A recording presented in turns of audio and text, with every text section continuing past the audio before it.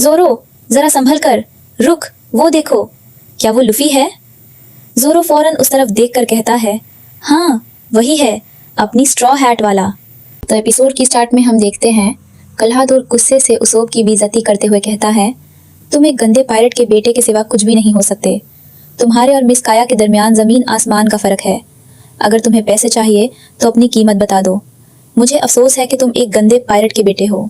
ये अल्फाज सुनते ही उसोब का चेहरा गुस्से से लाल हो जाता है और वो चीख कर कहता है, बस मेरे बापू की तौहीन मत करो। तुम्हारी हिम्मत कैसे हुई उनके बारे में ऐसी बात करने की? इतने में उसोब को अचानक वो बातें याद आती हैं जो उसने कल्हादोर और जंगो की छुप कर सुनी थी। फ्लैशबैक में कैप्टन कुरो जंगो से कहता है, काया को मारने से पहले अपना हिप्नोसिस इस्तेमाल करना और उससे एक वासियत लिखवा लेना ताकि उसकी सारी जायदाद मेरे नाम हो जाए। ये सब याद आते ही उसोब को यकीन हो जाता है कि कल्हादोर असल में कैप्टन कुरो है और एक बहुत ही खतरनाक धोखेबाज पायलट है। वो जोर से चीख कर कहता है, काया को अकेला छोड़ दो। इसी दौरान जंगो अपनी हाइपोसिस वाली रिंग निकाल लेता है। उसोब फौरन लुफी को वॉर्न करते हुए कहता है, उसकी रिंग की तरफ बिल्कुल मत देखना, वरना वो तुम्हें हिप्नोसिस में डाल देगा। जल्दी भागो। फिर उसोब घबराहट में भागते हुए लुफी को रोकने की कोशिश करता है और जोर से चीखता है, आगे मत जाओ, गिर जाओगे। लेकिन कैप्टन कुरो बिल्कुल भी परेशान नहीं होता।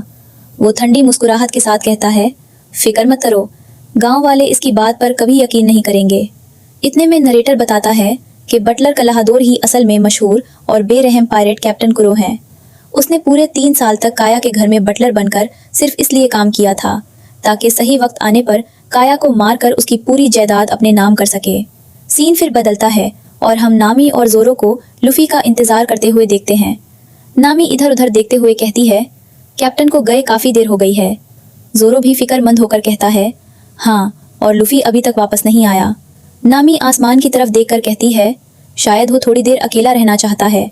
जब भी वो उदास होता है अक्सर समुंदर के किनारे चला जाता है। इसी दौरान सीन दोबारा नामी और जोरो की तरफ रहता है। नामी परेशानी से धीमी आवाज में कहती है, कैप्टन। अचानक जोरो को कुछ याद आता है और वो कहता है, 1 मिनट, मुझे लगा था लुफी और उसोब साथ ही गए थे। नामी जवाब देती है, लुफी तो अभी समुंदर के किनारे गया हुआ है। इतने में उसोब तेजी से गांव की तरफ भागता हुआ उनके सामने से गुजरता है। जोरो और नामी उसे आवाज देते हैं, लेकिन उसोब बिना रुके और बिना उनकी तरफ देखे उन्हें नजरअंदाज करके आगे निकल जाता है। ये देखकर जोरो हैरानी से कहता है, उसोब को आखिर हुआ क्या है? नामी फिक्रमंदी के साथ जवाब देती है, मुझे तो वो बहुत अजीब लग रहा था। क्या वो अभी भी उस बटलर की बातों की वजह से गुस्से में है? उसोब के दोस्तों में से एक बच्चा धीमी आवाज में कहता है, पता नहीं, लेकिन वो सिर्फ गुस्से में नहीं लग रहा था। ऐसा लग रहा था जैसे कोई बहुत बड़ी मुसीबत आ गई हो। नामी को अचानक उसोब का परेशान चेहरा याद आता है।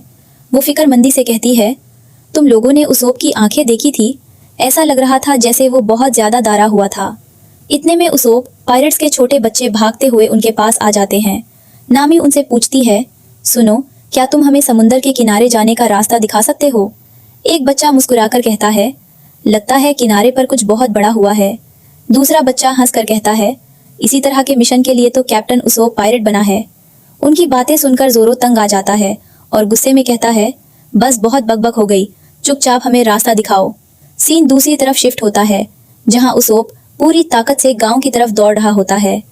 वो जोर जोर से चीखते हुए कहता है, बुरी खबर है, सुनो सब लोग, पायरेट्स आ रहे हैं, सब अपनी जान बचाकर भाग जाओ। वो बिना रुके फिर चीखता है, वो कल सुबह हमला करेंगे और पूरे गांव को तबाह कर देंगे, जल्दी भागो। लेकिन गांव वाले हमेशा की तरह उसकी बात को मजाक समझ लेते हैं। एक गांव वाला गुस्से में कहता है, आज इसे अच्छी तरह सबक सिखाओ। दूसरा कहता है, उसोब एक ही झूठ बार बार बोलकर ठगता नहीं है क्या? तीसरा आदमी कहता है, अब अपनी ये बकवास हरकतें बंद कर दो। उसोब बेचैन होकर सबको समझाने की कोशिश करता है। वो चीख कर कहता है, मैं सच कह रहा हूँ, इस बार मैं झूठ नहीं बोल रहा, मेरी बात सुनो। लेकिन कोई भी उसकी बात सुनने को तैयार नहीं होता। एक गांव वाला कहता है, सबको पता है तुम ये झूठ 1000 बार बोल चुके हो। डिस्क्रिप्शन वॉरन जवाब देता है, बटलर कल्हादोरे को देखो, कितना ईमानदार इंसान है, कुछ डेप्थ उससे भी सीखो। नरेटर बताता है कि कैप्टन कुरो को पहले ही पता था कि गांव वाले कभी भी उसौब की बात पर यकीन नहीं करेंगे, इसीलिए उसने उसौब को जिंदा छोड़ दिया, क्योंकि उससे यकीन था कि उसकी वार्निंग को कोई भी सीरियस नहीं लेगा। सीन फिर काया के घर की तरफ बदलता है। काया अपने कमरे में कलहादोर के लिए एक खास तोहफा तैयार कर रही होती है। नौकरानी पूछती है, मिस काया, क्या आपको ये पसंद आया? काया मुस्कुरा कर जवाब देती है, हाँ, बिल्कुल वैसा ही है जैसा मैं चाहती थी। नौकरानी कहती है, ये बहुत मुश्किल से मिला है। काया खुशी से कहती है, थैंक यू, तुम मेरे लिए इतनी दूर जाकर ये ले आई। नौकरानी फिर पूछती है, ये कोई खास तोहफा है ना? काया मुस्कुराते हुए कहती है, हाँ, कल कलहादोर को यहाँ आए पूरे 3 साल हो जाएंगे। उसने हमेशा मेरा बहुत ख्याल रखा है और मेरे लिए बहुत कुछ किया है। मुझे यकीन है उसे ये तोहफा ज़रूर पसंद आएगा। लेकिन काया को बिल्कुल भी अंदाज़ा नहीं होता कि जिस इंसान के लिए वो इतने प्यार से ये गिफ्ट तैयार कर रही है, वहीं उसकी जान और उसकी पूरी जायदाद हड़पने की साजिश रच चुका है। दूसरी तरफ उसौप अब भी हिम्मत नहीं हारता। वो फिर जोर जोर से चीखता है, मेरी बात सुनो, हमारी जान खतरे में है, मेरा यकीन करो, पायरेट्स वाकई आ रहे हैं। लेकिन गांव वाले उसकी बात को फिर नजरअंदाज कर देते हैं। एक आदमी कहता है, हम तुम्हारे रोज रोज के झूठ से तंग आ चुके हैं। दूसरा हंसकर जवाब देता है, अगर हम तुम्हारी बात मानते तो अब तक 1000 बार गांव छोड़कर भाग चुके होते। उसौप की आंखों में आंसू आ जाते हैं, लेकिन वो फिर भी हिम्मत नहीं हारता। वो पूरी ताकत से चीख कर कहता है, मैं झूठ नहीं बोल रहा, इस बार मैं सच कह रहा हूँ। हमारे पास ज्यादा वक्त नहीं बचा, भाग जाओ, वो सबको मार डालेंगे। लेकिन गांव वाले उसकी बात पर यकीन करने के बजाय उसके पीछे भागना शुरू कर देते हैं। एक गांव वाला गुस्से में चिल्लाता है, और हम तुम पर यकीन करें? बिल्कुल नहीं। दूसरा जोर से कहता है, पकड़ो इसे। सीन एक बार फिर समुद्र के किनारे शिफ्ट होता है। उसो पायरेट्स के छोटे बच्चे नामी और जोरो को वहां ले आते हैं और कहते हैं, हम पहुंच गए। कैप्टन जब भी उदास होते हैं हमेशा इसी जगह आते हैं। नामी आसपास देखकर कहती है, ये जगह तो काफी अच्छी है। दोनों लुफी को ढूंढते हुए खतरनाक चट्टानों वाले रास्ते पर पहुंच जाते हैं। नामी घबरा कर कहती है, ये जगह तो बहुत खतरनाक लग रही है। वो संभलते हुए आगे बढ़ती है और अचानक दूर किसी को देखकर चीख पड़ती है, जोरो, जरा संभल कर, रुक, वो देखो, क्या वो लुफी है? जोरो फौरन उस तरफ देखकर कहता है, हाँ, वही है, अपनी स्ट्रॉ हैट वाला। दोनों दौड़ते हुए लुफी के पास पहुंचते हैं। लुफी जमीन पर बेहोश पड़ा होता है। नामी घबरा कर उसके पास बैठ जाती है और कहती है, लुफी, तुम यहाँ क्यों पड़े हो? तुम ठीक तो हो ना? ये सब कैसे हुआ? कुछ तो बोलो। लेकिन लुफी की तरफ से कोई जवाब नहीं आता। जोरो उसकी हालत देखकर समझ जाता है कि इसी वजह से लुफी इतनी देर से वापस नहीं आया था। थोड़ी देर बाद सीन बदलता है और सुबह हो जाती है। काया के घर में क्लाहाडोरे हमेशा की तरह मुस्कुराते हुए आता है और कहता है, गुड मॉर्निंग। लेकिन इसी वक्त उसोप भागते हुए काया के पास पहुंच जाता है। उसके चेहरे पर घबराहट साफ नजर आ रही होती है। वो बेचैनी से कहता है, काया, मेरी बात ध्यान से सुनो, हमारे पास ज्यादा वक्त नहीं है। काया हैरानी से पूछती है, क्या बात है उसोप? उसोप फौरन जवाब देता है, तुम्हारी जान खतरे में है, हमें इसी वक्त यहाँ से निकालना होगा। काया और भी हैरान होकर पूछती है, मेरी जान खतरे में? मुझे कौन मारना चाहता है? उसोप सारी सच्चाई बताते हुए कहता है, सब कुछ बताऊंगा, लेकिन पहले यहाँ से चलो। क्लाहादोर ने सबको धोखा दिया है। वो असल में एक बहुत खतरनाक पायरेट है। 3 साल से सिर्फ इस दिन का इंतजार कर रहा था। वो तुम्हें मारकर तुम्हारी सारी दौलत अपने नाम करना चाहता है। लेकिन क्या को उसोप की बात पर बिल्कुल यकीन नहीं आता। वो उदासी से कहती है, एक पायरेट? उसोप, क्या ये भी तुम्हारी कोई कहानी है? उसोप बेचैन होकर फौरन कहता है, नहीं, आज सुबह ही वो अपने पायरेट क्रू के साथ हमला करेगा और सबको मार देगा। तुम्हें अभी इसी वक्त यहाँ से निकालना होगा। वो फिर समझाते हुए कहता है, काया, मेरी बात समझो, वो अच्छा इंसान न ही है, उसे सिर्फ तुम्हारी मदद चाहिए। काया उदास लहजे में कहती है, मैं जानती हूँ उसने तुम्हारे साथ बुरा बताया क्या था और तुम उससे नाराज हो, लेकिन इतना बड़ा इल्जाम मत लगाओ प्लीज। ये सुनकर उसोप की आवाज भर आती है। वो आंसुओं के साथ कहता है, काया, मेरा यकीन करो, मैं मानता हूँ कि मैंने पहले बहुत झूठ बोले हैं, लेकिन इस बार मैं सच कह रहा हूँ। सीन दोबारा लुफी, जोरो और नामी की तरफ बदलता है। नामी सोचते हुए कहती है, क्या उसोप कह रहा था कि पायरेट्स हमला करने वाले हैं और काया को मारना चाहते हैं? जोरो सिर हिलाकर जवाब देता है, हाँ, मैंने भी यही सुना था। नामी हैरानी से पूछती है, फिर वो गांव वालों को बताने के बजाय यहाँ बेहोश क्यों मिला? इतने में लूफी को होश आ जाता है। वो अपना सर पकड़कर कहता है, मुझे खुद कुछ याद नहीं, मैं कब सो गया और यहाँ नीचे कैसे आ गया? म्यूटेंट्स कुछ नहीं आ रहा। जोरो फौरन सब कुछ समझ जाता है और कहता है, इसका मतलब क्लाहाडोर वाकई एक बुरा आदमी है। उसोप को सच्चाई पहले ही पता चल गई थी। वो जरूर गांव वालों को वॉर्न करने गया होगा क्रिएशन ताके बाक्सोप से। नामी उम्मीद से कहती है, अगर ऐसा है तो पायर्स का प्लान तो फेल हो जाएगा। गांव वाले पहले ही वहां से निकल जाएंगे। जोरो जवाब देता है, सही कहा, अगर जिंदा रहना है तो फुते भी यहाँ से निकालना चाहिए। लेकिन लूफी फौरन माना कर देता है और कहता है, हम कोड़ी नहीं जा रहे। नामी हैरानी से पूछती है, क्या? क्यों? लूफी बिल्कुल सीरियस चेहरे के साथ कहता है, क्योंकि पहले मीट की दुकान से मीट लेना है, वरना सब कपल जाएगा।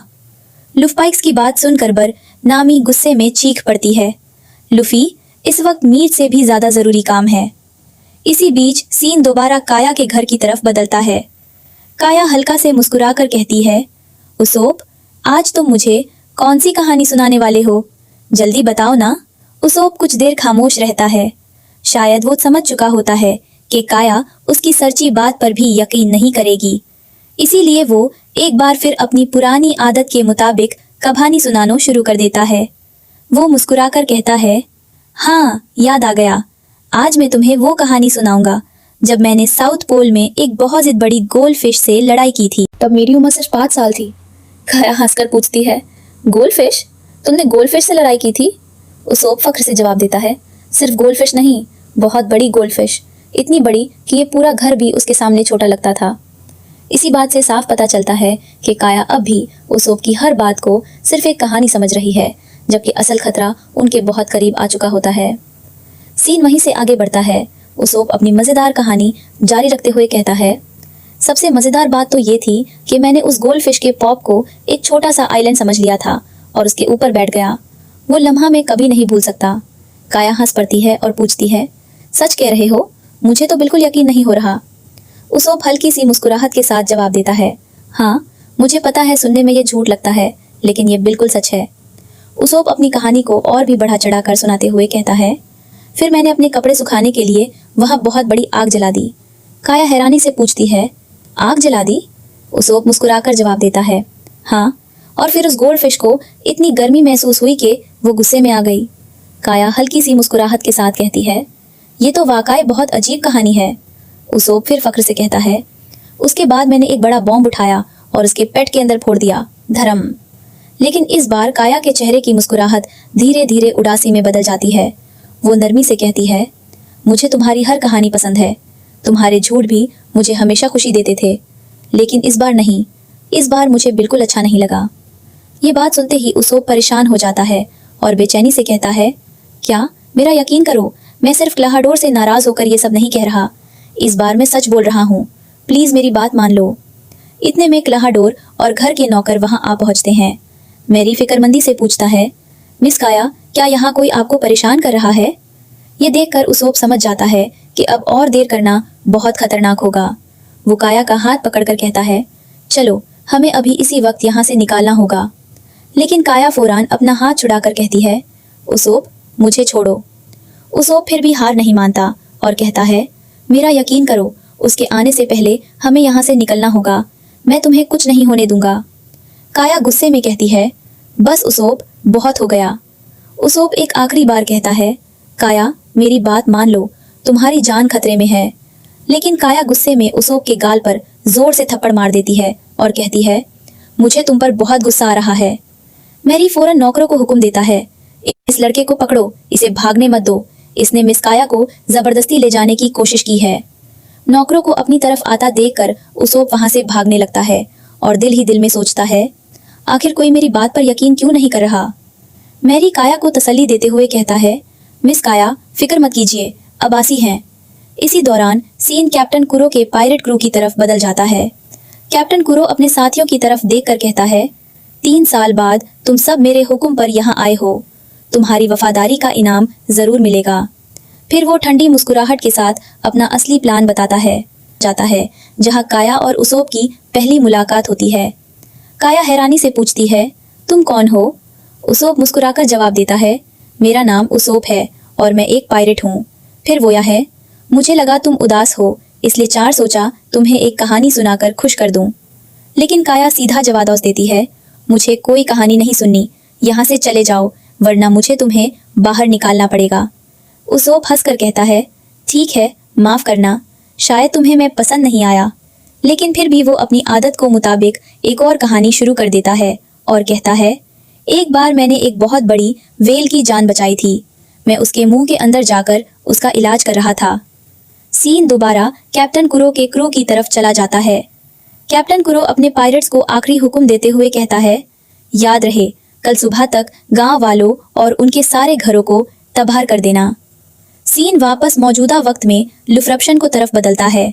इतने में उसोप पायरेट्स दौड़ते हुए वहां पहुंचते हैं और घबराहट में चिल्लाते हैं, कैप्टन कैप्टन।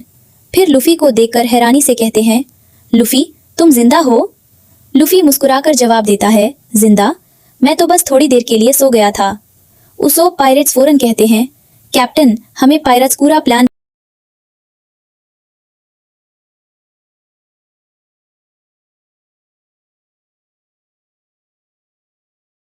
हमें उन्हें रोकना होगा।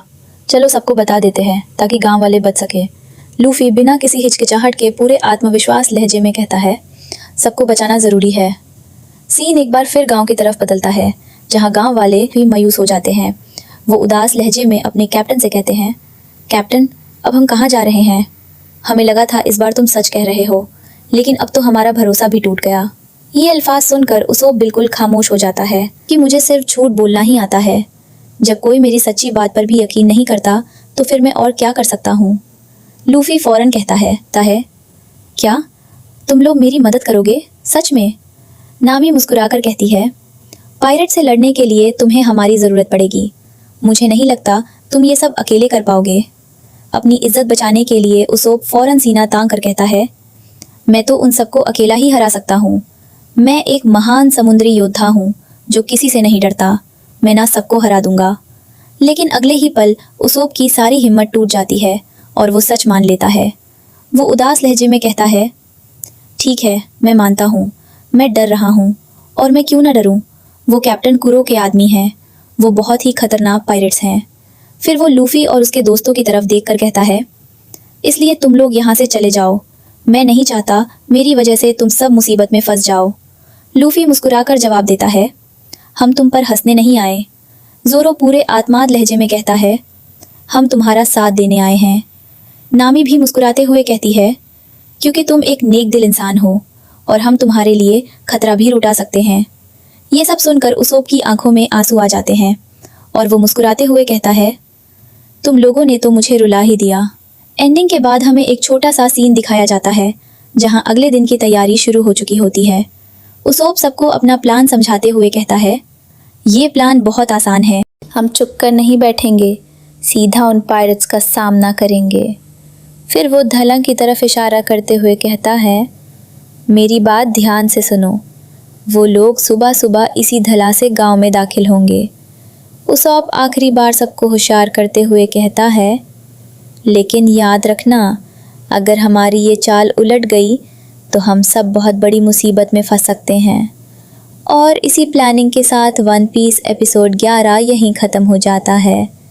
अगर आपको ये वीडियो पसंद आई हो तो वीडियो को लाइक और शेयर ज़रूर करना, और अगर चैनल पर नए हो तो सब्सक्राइब करना बिल्कुल मत भूलना। कमेंट्स में ज़रूर बताना कि वन पीस एपिसोड 11 का सबसे ज़बरदस्त मोमेंट आपको कौन सा लगा।